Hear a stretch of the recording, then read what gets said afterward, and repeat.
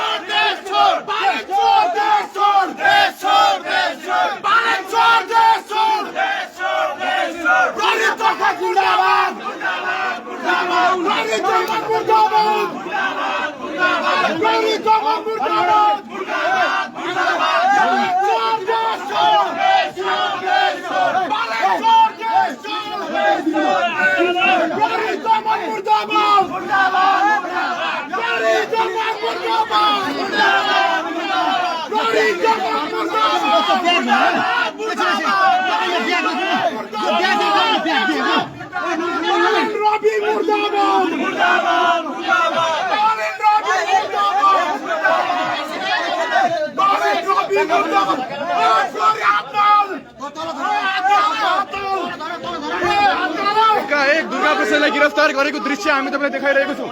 यहाँ प्रहरी आएर गिरफ्तार एकाएक गरेको